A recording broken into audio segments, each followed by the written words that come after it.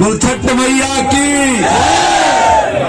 जी अभी आपने कहा कि अगले साल नजारा कुछ और होगा, तो लगता है जंगल में मंगल हो जाएगा? बिल्कुल होगा। इनकी फाइल इरिगेशन डिपार्टमेंट के अंदर पड़ी हुई थी, उस पर थोड़े से ऑब्जेक्शन लगे जाते हैं। कहीं पर फॉरेस्ट विभाग ऑब्जेक्शन लगा देता है, कई बार निगम के लोग भी उस पर ऑब्जेक्शन लगाते रहे हैं। मगर कुल मिला के ये मामला इरिगेशन से संबंधित है, सिंचाई विभाग से संबंधित है। फॉरेस्ट में थोड़ी सी हम लोगों को अड़चन आई थी, उस अड़चन को तो हम लोग दूर करवाने का प्रयास करेंगे। मगर एक बार ये फाइल अगर इरिगेशन डिपार्टमेंट से एक बार क्लियर हो जाए, उसकी क्लियरेंस मिल जाए, तभी हम लोग फॉरेस्ट विभाग में जा सकते हैं। इसमें थोड़ी टेक्निकल अड़चन, उस टेक्निकल अड़चन में अभी हमें थोड़ा सा समय लग रहा था। मुझे लग रहा है कि मैं परसों भी अभी श्री देवेंद्र सिंह जी जो हमारे ACS हैं, उनसे मैं मिला भी था कि भाई, क्योंकि मुझे पता था मुझे सब जगह जाना है इस प्रकार के घाटों पे, तो हमारे भाई पूछेंगे कि भाई घाट का क्या रहा, तो उन्होंने उसकी क्लियरेंस करने के लिए नीचे के जो एक्शन उसको निर्देश दिया है कि भाई ये जो फाइल है इसको ओके करवा के लेके जाइए।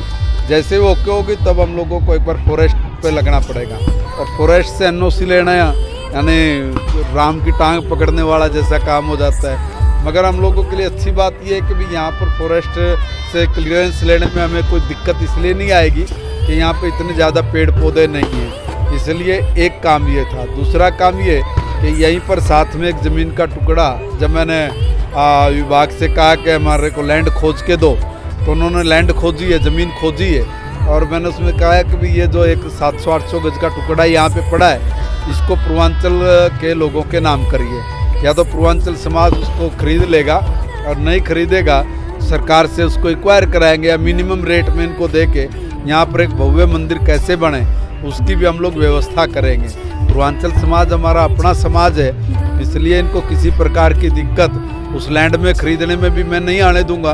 वो तो परमात्मा की कृपा है। फिर भी हम लोग जितनी भी मदद इधर से होगी इधर से करेंगे, बाकी जहाँ से जो भी कुछ करना होगा वो करके इनके लिए व्यवस्था अगली बार तक कम से कम हम लोग लैंड वैंड तो खरीद ले, ऐसा करके एक प्रपोजल दिमाग में है। देखो छठ मैया कब पूरा करेगी। विधायक जी, पहले ऐसे आप नेता हैं जो पानीपत में ही नहीं पूरे हरियाणा में किसी भी समय आपको उठा लेते हैं। आज 5 बजे आपको बुलाया, 5 बजे आप पहुँच गए। मेरे परिवार ने मेरे जिम में एक ही काम लगाया हुआ है, वो सिर्फ सेवा करना, सिर्फ और सिर्फ सेवा करना। क्योंकि मुझे तो कोई फैक्ट्री नहीं चलानी, ना मुझे कोई दुकान चलानी, मुझे कोई काम नहीं है, एक ही काम है। और अपने काम में अगर मैं कोताही बरतूंगा तो मैं अपने साथ न्याय नहीं कर पाऊंगा। बिल्कुल, जैसा कि कई हमने फिल्मों में भी देखा था कि कई नेता कहते हैं कि मैं नेता नहीं देशभक्त हूँ, तो आप देशभक्त हैं। ये तो मुझे नहीं पता क्या है क्या नहीं है, मगर एक अपने यहाँ बहुत पुरानी कहावत है, नर सेवा नारायण सेवा। फिर भी छठ मैया का, भगवान सूर्य का आशीर्वाद है, ऐसे ही चलेंगे। तो गणेश चौधरी जी यहाँ पर एक चेहरे पर स्माइल नजर आ रही है, लगता है कि विधायक जी ने जो आपका सपना था वो पूरा कर दिया। बिल्कुल बिल्कुल, हमें विश्वास है, पूर्ण विश्वास है जो विधायक जी हमारे सपना पूरा करेंगे। और आज तक जो भी हम समस्या लेके गए हैं पूर्वांचल वालों का, सबका निदान किया है, ये तो पूर्ण विश्वास है हमें। यहाँ पर देख पा रहे चंदन मिश्रा है। चंदन मिश्रा जी, कल आप थोड़ा नाराज भी नजर आ रहे थे, आपने कहा कि घाट नहीं बन रहा है, लेकिन अब तो सारी नाराजगी दूर हो गई। नहीं, मैं ये नहीं बोला था। मैं ये बोला था जब मेयर साहिबा आई थी कि हमारी विधायक जी से बातचीत हो गया, घाट भी बनाएंगे और एक नया तोहफा भी लेके आएंगे।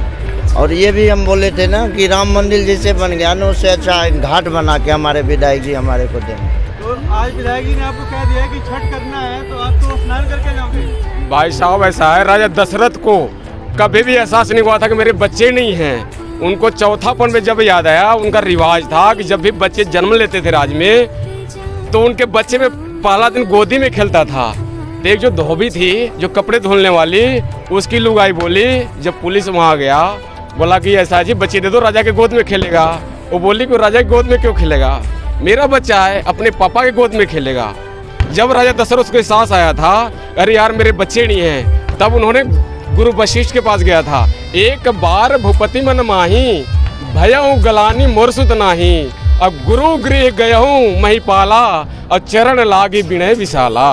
निज दुख सब गुरु ही सुनावा, और कहीं वशिष्ठ बहु विधि समझावा। तो गुरु वशिष्ठ के पास गए थे, उन्होंने श्रृंगी ऋषि को बुलाया था।